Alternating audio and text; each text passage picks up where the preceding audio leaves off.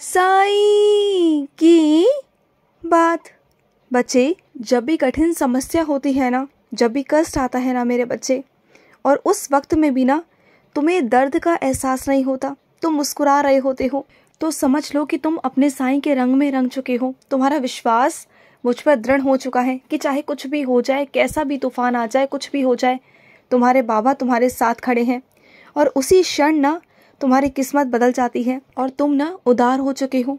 तुम ना अपनी शक्ति को पहचानो मेरे बच्चे। तुम सब कुछ वो हासिल कर सकते हो जो तुम चाहते हो। ऐसा कुछ भी नहीं है जो तुम हासिल नहीं कर सकते। सब कुछ हासिल कर सकते हो, सब कुछ जो तुम चाहो। बस तुम्हें एक एक कर कदम आगे बढ़ाना है मेरे बच्चे। सिर्फ एक एक कदम आगे बढ़ाओ, धीरे धीरे चलो। मैं तुम्हें लेके चल रहा हूँ, तुम्हारे साथ चल रहा हूँ, बिल्कुल भी चिंता मत करो। और सुनो, तुमने जिस इंसान को खाना खिलाया ना, मुझे बहुत बहुत अच्छा लगा मेरे बच्चे। तुम जानते हो, कुछ लोग अपनी भूख को मिटा लेते हैं, कुछ लोग सहन कर लेते हैं, लेकिन कुछ लोगों की भूख ऐसी होती है ना कि वो नहीं मिटा पाते हैं। लेकिन अगर उनकी भूख को अगर तुम मिटा रहे हो ना, उनकी आत्मा को अगर तुम तृप्त कर रहे हो ना, तो उससे बड़ी बात मेरे लिए कुछ हो ही नहीं सकती। और जो तुम सबकी मदद करते हो ना, सबकी भूख मिटाने की कोशिश करते हो, जो भी तुम्हारे सामने आता है ना, तुम उस इंसान की, उस पशु पक्षी की भूख मिटाने की कोशिश करते हो ना, इस वजह से ही तुम्हारी ज़िंदगी में बहुत सारी चीज़ें ऐसी हैं जो असंभव थी मेरे बच्चे, वो सब संभव हो गई सिर्फ उन लोगों की वजह से जिन लोगों की तुमने आत्मा तृप्त की थी एक दिन। और उन पशु पक्षियों की जो तुम्हारी दुआएं हैं ना, वो बस तुम्हें बचाती हैं हर संकट से, हर परेशानी से। तुमने कभी ध्यान दिया होगा कि बहुत सारी चीज़ें तुम्हारी ज़िंदगी में ऐसी थी जो हो ही नहीं सकती थी, असंभव थी, जिनकी उम्मीद तुम भी छोड़ चुके थे कहीं हद तक। लेकिन देखा ना, वो हो गया। वो सब उनके आशीर्वाद से हुआ और तुम्हारे अच्छे कर्मों से हुआ। मैं इसलिए तुम्हें बार बार यही समझाता हूँ कि अच्छे कर्म करो, अच्छे कर्म करो। मत सोचो कि तुम्हारे किस्मत में क्या था, मत सोचो कि तुम्हारे हाथों में लकीरों में क्या है, मत सोचो कुछ भी। तुम्हें सिर्फ और सिर्फ ना बस अपने अच्छे कर्म करने हैं। अच्छे कर्म करते चलोगे, अपने आप तुम्हारी किस्मत में अच्छी चीज़ें आ जाएंगी, अपने आप। मैं लेकर आऊँगा चीज़ों को ना। और सुनो, अगर कोई तुम्हारे घर में संत महात्मा या कोई साधु आता है ना, तो उसे लौटाना सही नहीं है। लेकिन उस साधु के भेष में अगर कोई निकल आया, कोई फरेबी निकल आया, कोई ढोंगी निकल आया ना, तो उससे भी सावधान रहना बहुत ज़रूरी है। क्योंकि तुम कई बार अखबारों में पढ़ते हो कि ऐसा हुआ, वैसा हुआ, वैसी वारदात हुई, लेकिन तुम्हारे साथ तो घटित नहीं हुआ। लेकिन फिर भी तुम थोड़ा सा शक तो तुम्हारे मन में आता ही है ना। तो पहले तुम थोड़ा देख परख लिया करो, उसके बाद में ही चीज़ें किया करो। और अगर कोई भी तुम्हारे दरवाजे पर आए, कुछ भी मांगे ना, तो तुम उसे दो, उसे खाली हाथ मत जाने दो। जितनी तुम्हारी सक्षमता है ना, तुम उसे दो, उसे ऐसे ही मत जाने दो, बिल्कुल मत जाने दो। और अगर तुम्हें लगता है कि ये फरेबी है, ये ढोंगी है, जितने ये पैसे मांग रहा है उतने पैसे तुम्हें नहीं देने, लेकिन हाँ, जितने पैसे तुम मुझे दक्षिणा के रूप में देना चाहते हो, उतने पैसे उस इंसान के हाथ में रख दो। क्योंकि वो चाहे उस पैसों का कुछ भी करे, लेकिन याद रखना, तुमने जिस नियत से उसे पैसे दिए हैं ना, वो उसी जगह जाएंगे, तुम देख लेना। क्योंकि जिस नियत से पैसे दिए जाते हैं ना, उसे आज नहीं तो कल उन पैसों का भुगतान करना होगा, चाहे इस जन्म में या अगले जन्म में। क्योंकि जो धन देने की मंशा होती है ना, तुम्हें जहाँ तक धन पहुँचाना होता है ना, वो वहीं पर पहुँच जाता है। वो अपने रास्ते खुद ही खोज लेता है। उसे कहीं भी ले जाओ, कुछ भी करो, लेकिन वो अगर अच्छे चीज़ों के लिए है ना, तो वो अच्छी चीज़ों में ही जाएगा।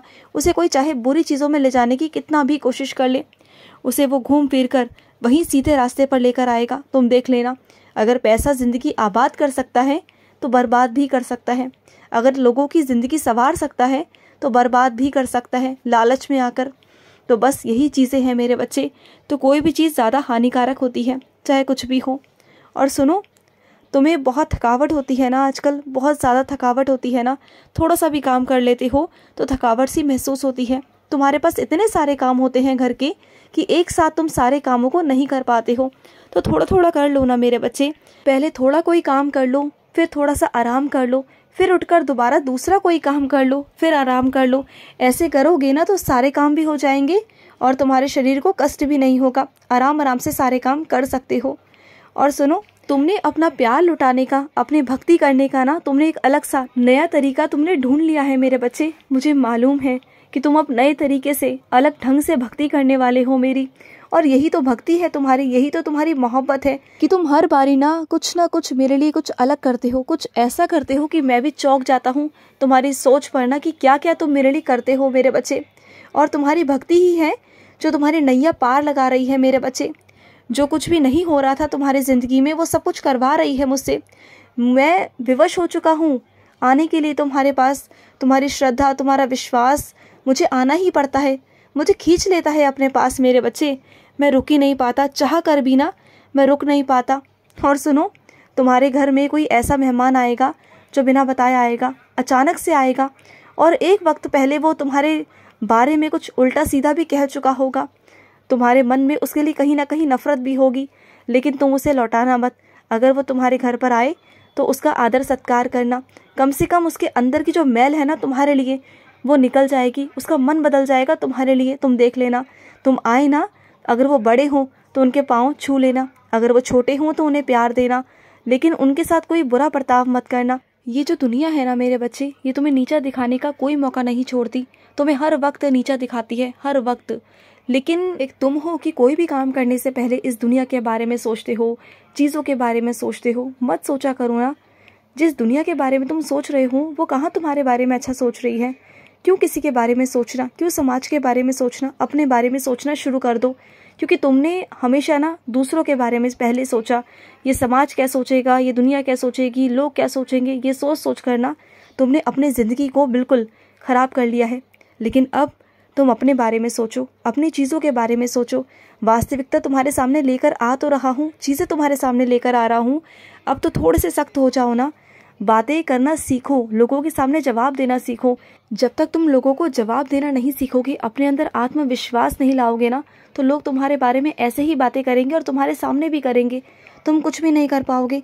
चीज़ों को समझने की कोशिश करो ना। और सुनो, कुछ लोग तुम्हारे आसपास ऐसे हैं जो तुम्हारे बारे में हमेशा निंदा करते हैं, तो ऐसे लोगों का भी तुम्हारे आसपास रहना बहुत ज़रूरी है।